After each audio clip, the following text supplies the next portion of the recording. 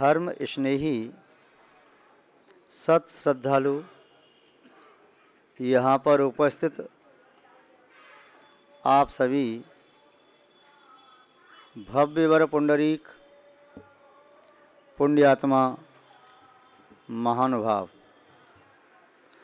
आचार्य भगवान समंतभद्र स्वामी द्वारा विरचित रत्न कंडक सावकाचार्य की वाचना के दौरान देख रहे हैं श्रावक के द्वारा पालन करने योग्य 5 अणुव्रत। विगत वाचना में परिग्रह परिमाण अणुव्रत की विशेषता देखी, उसके उपरांत परिग्रह परिमाण अणुव्रत के 5 अतिचार देखे जिनका वह त्याग नियम से करता है। अतिचारों का परित्याग किए बिना व्रतों में निर्मलता नहीं आती। इसके उपरांत कारिका नंबर 63 में देखा था, जो कोई भी भव्य जीव अहिंसा आदि अणुव्रतों का निर्दोष रीति से पालन करता है, अपने परिणाम विशुद्ध रखता है, चित्त की पवित्रता उसे इस भव में भी सुख और शांति देने वाली होती है, और वह जीव अहिंसा आदि अणुव्रत का पालन करके पर भव में भी दिव्य शरीर को, अणिमा आदि 8 रिद्धियों को, अवधि ज्ञान को एवं दिव्य अमृतोपमा भोगों को प्राप्त करता है।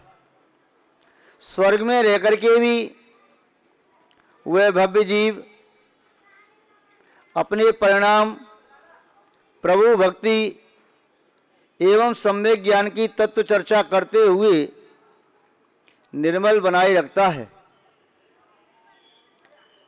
यहाँ पर आज चर्चा कर रहे हैं श्लोक नंबर 64 के माध्यम से,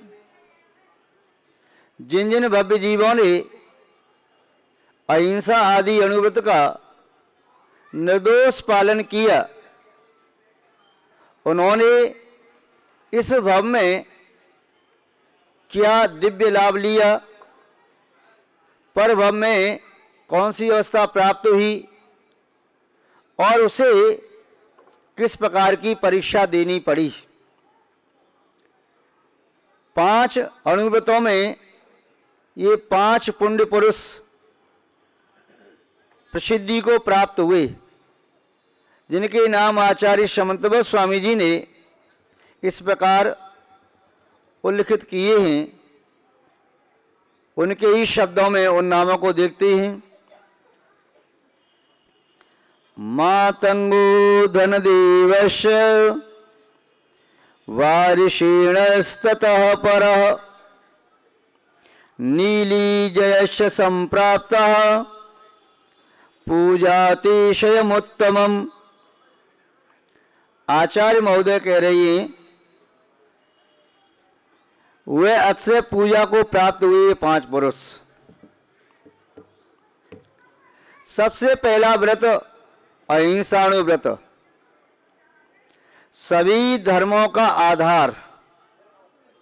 बिना अहिंसा के जीवन में कोई भी धर्म संभव नहीं है। अहिंसा कहिए, दया कहिए, करुणा कहिए, रहम कहिए, ये शब्द सभी एकार्थवाची हैं। एक ही अर्थ को ध्वनित करने वाले शब्द हैं। तुलसीदास जी ने दया धर्म कहा, दया धर्म का मूल है पाप मूल अभिमान, तुलसी दया न छाणिए जब लग घटे हैं प्राण। जब तक इन प्राणों का वास इस शरीर में है, 5 इंद्रिय, 3 बल, आयु और श्वासोश्वास, ये 10 प्राण जब तक शरीर में वास कर रहे हैं तब तक दया को छोड़ना नहीं चाहिए। अंतिम श्वास तक दया का, करुणा का, अहिंसा का पालन करना चाहिए। अहिंसा परमो धर्मः, ये विश्व प्रसिद्ध वाक्य है। अहिंसा परम धर्म है, उत्कृष्ट धर्म है। इससे उत्कृष्ट धर्म और कोई नहीं हो सकता। क्षत्रियों के द्वारा निष्पन्न धर्म है। क्षत्रियों ने राज्य किया, युद्ध किए, किंतु बाद में जब धर्म को अंगीकार किया तो परम अहिंसा को स्वीकार किया। उस परम अहिंसा को स्वीकार करके वे राजा पहले महात्मा बने, फिर परमात्मा बने। अहिंसा का पालन पूर्णतया साधु सन्यासी संत महात्मा करते हैं। अहिंसा का एक देश पालन गृहस्थ करता है। अपने जीवन में संकल्पी हिंसा का त्याग करके मैं बुद्धि पूर्वक किसी जीव को नहीं मारूंगा, मैं संकल्प पूर्वक किसी जीव का घात नहीं करूंगा, मैं किसी को सताऊंगा नहीं, उस पर दया करूंगा, करुणा करूंगा, रक्षा करूंगा और अपने अहिंसा धर्म का निर्मल रीति से पालन करूंगा। इस प्रकार अहिंसा धर्म का पालन करने वाले अनेक पुरुष हुए। आचार्य महोदय एक छोटे से सामान्य व्यक्ति का उदाहरण दे रही हैं। उस सामान्य व्यक्ति ने भी अहिंसा धर्म का पालन कैसे किया? अपने प्राणों की परवाह नहीं की, किंतु अहिंसा की रक्षा उसने की। भगवान शांतनाथ पूर्व में मेघरथ की पर्याय में थे। उस समय 2 देवों ने आकर के उनकी परीक्षा ली। एक देव कबूतर का रूप बना करके उनकी शरण में आके गिरा, मुझे बचाओ, मुझे बचाओ। दूसरा देव पीछा करके आया बाज का रूप बना करके कि ये मेरा शिकार है, मेरा भोजन है, इसे मुझे दो। राजा मेघरथ बड़े दयालु थे, कृपालु थे। उन्होंने कहा इस कबूतर को तो मैं नहीं दे सकता।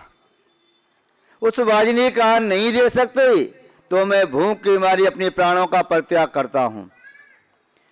राजा मेघरथ ने कहा तुम्हें भूख लगी है तब मैं तुम्हें नाना प्रकार के उत्तम व्यंजन, स्वादिष्ट मिष्टान दे सकता हूं। उस बाज के रूप में जो देव था उसने कहा मुझे मिष्टान नहीं चाहिए, मुझे मांस चाहिए। मेघरथ राजा ने कहा मैं तुम्हें मांस इसका नहीं दे सकता, ये मेरी शरण में आया है, इस पर मैं दया करूंगा, इसके प्राणों की रक्षा करूंगा। ठीक है, इसके प्राणों की रक्षा करना है तो मुझे अपना मांस दे दीजिए, मुझे तो मांस चाहिए, किसी और का दे दीजिए। राजा ने कहा मैं किसी और का भी नहीं दे सकता, तुझे मांस खाना इष्ट है, मिठाई नहीं खाता, तो मैं तुझे अपने शरीर का मांस देता हूं, इसके बराबर मुझे मांस दे दीजिए। तराजू पर एक पलड़े पर कबूतर को बिठा दिया, दूसरे पलड़े पर राजा मेघरथ स्वयं अपने शरीर का मांस काट के उस पर रखता गया। वह कबूतर नहीं था, देव था। उसने अपने शरीर को और भारी कर लिया और वह राजा मांस चढ़ाता गया। वह स्वयं पलड़े पर बैठ गया, किंतु थोड़ी थोड़ी मांस से तो पलड़ा कबूतर वाला नीचे रहता और वह पलड़ा मांस चढ़ाता और छोटा रह जाता। वह राजा स्वयं तराजू के पलड़े पर बैठ गया। रे बाज, तो ये मांस ही खाना है तो मुझे खा करके संतुष्ट हो जा, किंतु मैं किसी का घात नहीं कर सकता। इस दृश्य को देख करके बाज और कबूतर दोनों असली रूप में आ गए। दोनों देवों ने महाराज मेघरथ को प्रणाम किया और कहा जैसी आपकी चर्चा वार्ता मैंने स्वर्ग में सुनी थी, सौदर्मिंद्र के श्री मुख से मैंने आपके अंदर दया, करुणा, अहिंसा वैसी ही पाई और पूजा करके चले गए। इसी प्रकार का प्रसंग 150-200 साल पहले का प्रसंग, जब भगवान महावीर स्वामी प्रकट हुए थे चांदरपुर में, महावीर जी का मंदिर बना। जयपुर के महाराज अमरचंद दीवान से बड़े संतुष्ट थे, किंतु अन्य लोगों ने महाराज को भड़का दिया कि महाराज ये आपकी क्या सेवा करेगा, अहिंसा अहिंसा कहता है, युद्ध में भी क्या करेगा। तो उसको एक काम दीजिए, ये शेर को भोजन कराएगा। ये बनिया होकर के ये तो हिंसा से डरता है और आपके युद्ध में क्या काम देगा ये? यदि शेर को भोजन करा सकता है तो ये युद्ध में भी किसी का घात कर सकता है। राजा ने अमरचंद दीवान से कहा कि तुम्हें शेर को भोजन कराना है। अमरचंद दीवान ने कहा मेरे धर्म पर आज तो संकट आ गया, मैं धर्म संकट में पड़ गया, शेर तो मांसाहारी है, उसे मैं भोजन कैसे कराऊं। किंतु उसने चिंता नहीं की, महाराज जो आपका आदेश है ठीक है, मैं शेर को भोजन कराता हूं। और शेर जहां कटहरी में बंद था उनके सामने, शेर के सामने पहुंचा, जलेबियों का थाल भर करके साथ में लेके गया। शेर के सामने हाथ जोड़ के बोला, हे वन के राजा, तुम्हें भूख लगी है, मैं जानता हूं तुम 3 दिन से भूखे हो। मैं तुम्हारे लिए स्वादिष्ट व्यंजन लाया हूं, ये गरम जलेबी खाओ और दूध पियो। किंतु मैं किसी जीव को तुम्हारे सामने डाल नहीं सकता, किसी बकरी को मार नहीं सकता, किसी भी जीव को नहीं दे सकता। तुम्हें भूख लगी है, यदि इससे तुम्हें पेट नहीं भरना है तो मैं तुम्हारे कटघरे में घुस जाता हूं, मुझे मार करके खा सकते हो। शेर उसकी बात को बड़ी ध्यान से सुन रहा था, टकटकी लगाई देख रहा था। शेर की आंखों में आंसू आ गए। उस दीवान ने दरवाजा खोला, जलेबी का थाल आगे रखा और शेर ने चुपचाप जलेबी खा ली। ये अहिंसक की आवाज का प्रभाव होता है। मानभाव। राजस्थान में एक बहुत बड़ा राणा हुआ, जिसे राणा नहीं महाराणा के नाम से इतिहास ने जाना। महाराणा प्रताप सिंह, उन्होंने अपने जीवन में बहुत संघर्ष का सामना किया, किंतु यवनों की गुलामी स्वीकार नहीं की, उनकी अधीनता स्वीकार नहीं की। यवन सम्राट ने बहुत प्रयास किया। उस समय के तात्कालिक सम्राट अकबर ने महाराणा प्रताप को झुकाने का प्रयास किया, संधि करने का प्रयास किया, किंतु महाराणा प्रताप झुकने को तैयार नहीं हुए। वह तो उनके भाई ने थोड़ा सा घात कर दिया शक्तिसेन ने, इसलिए हल्दी घाटी के युद्ध में वो हार गए और उन्हें चित्तौड़ छोड़ करके जाना पड़ा। जंगल में भी रहना पड़ा।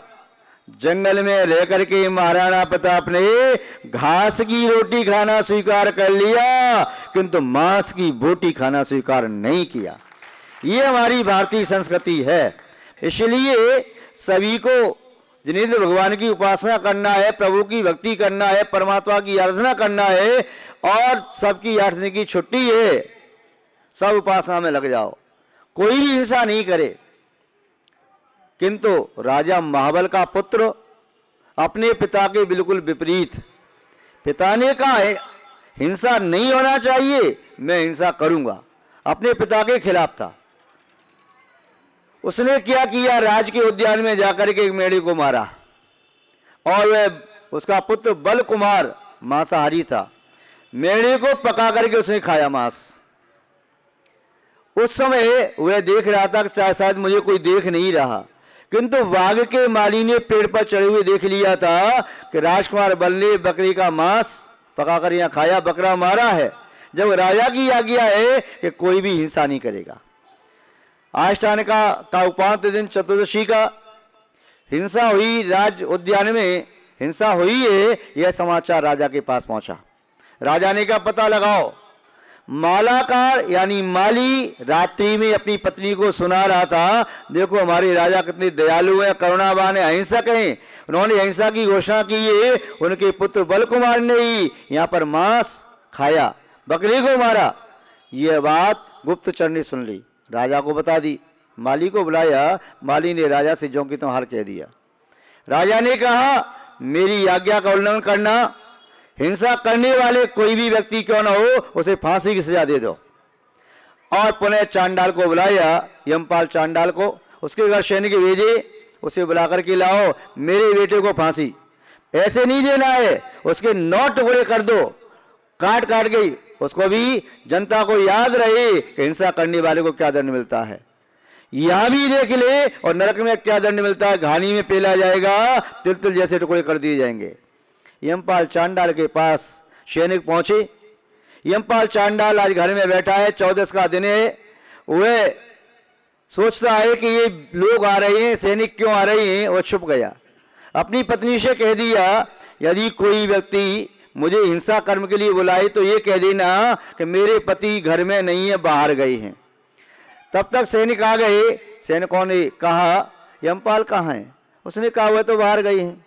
अरे कितना अभागा है, आज तो राजकुमार को फांसी होती, राजकुमार के वस्त्र आभूषण मिलते, रत्न मिलते, कितना अभागा है। उस चांडालिनी के मन में पाप आ गया, लोभ आ गया। उसने मुंह से कहती जा रही थी बाहर गई हैं, बाहर गई हैं, हाथ से कह दिया अंदर छुप के बैठे हैं। वो सैनिक घर में घुस गई, उसे पकड़ के ले आई, राजा के सामने प्रस्तुत किया। उस यमपाल चांडाल ने कहा महाराज मुझे क्षमा करो, मैं आज हिंसा नहीं करूंगा, चतुर्दशी का दिन है, मैंने अहिंसा का नियम लिया। मुझे एक बार बासुकी नाम के सर्प ने डस लिया था, मेरे शरीर में विष छा गया था, लोग जलाने के लिए मुझे शमशान में ले गए। वहां शमशान में सर्वौषधि रिद्धि के धारक मुनि महाराज तपस्या कर रहे थे, उनसे स्पर्शित वायु मुझे छू गई और मेरा विष दूर हो गया। उस समय मुनि महाराज की कृपा दृष्टि हुई, मैंने महाराज से नियम ले लिया है कि मैं 14 के दिन कम से कम 14 को तो हिंसा नहीं करूंगा, चाहे कुछ भी हो आप मेरे प्राण ले लो, मैं आज हिंसा नहीं करूंगा। और पुनः राजा ने कहा ठीक है, इस समुद्र में जो मेरा पालतू मगरमच्छ है, राजकुमार को और इस चांडाल को दोनों को पटक दो, डाल दो। चांडाल ने कहा मुझे मार दो, डाल दो चाहे समुद्र में, मैं नियम नहीं तोड़ूंगा। जैसे ही जल में डाला, जल देवता ने आकर के उस चांडाल को उठा लिया, सिंहासन पर विराजमान कर दिया, रत्न आदि से उसकी पूजा की, जय जयकार किया। राजा ने ये सब देखा, उसके पुत्र को तो मगरमच्छ खा गया, किंतु चांडाल की पूजा की जल देवता ने। तो राजा ने कहा धन्य चांडाल, तेरा नियम, मुझसे गलती हुई जो मैं तेरा नियम तोड़वा रहा था। महानुभाव, वो एक चांडाल भी अहिंसा व्रत का पालन करके, चतुर्दशी को अहिंसा का नियम लेकर के देवों के द्वारा पूज्य अवस्था को प्राप्त हुआ। तो जो भव्य प्राणी यावत जीवन के लिए अहिंसा व्रत का पालन करेंगे, उन्हें निस्संदेह संसार के और परंपरा से मोक्ष के सुख अवश्य प्राप्त होंगे। आप सभी अपनी शक्ति अनुसार अहिंसा व्रत का पालन करो, यही कल्याण का शाश्वत मार्ग है। आप सबका मंगल हो, शुभ हो, कल्याण हो। इन्हीं सद्भावनाओं के साथ अपनी शब्द श्रृंखला को विराम देते हैं। जय बोलिए श्री शांतनाथ भगवान की, पूज्य आचार्य गुरुदेव श्री विद्यानंद जीवन महाराज की, अहिंसा में विश्व धर्म की।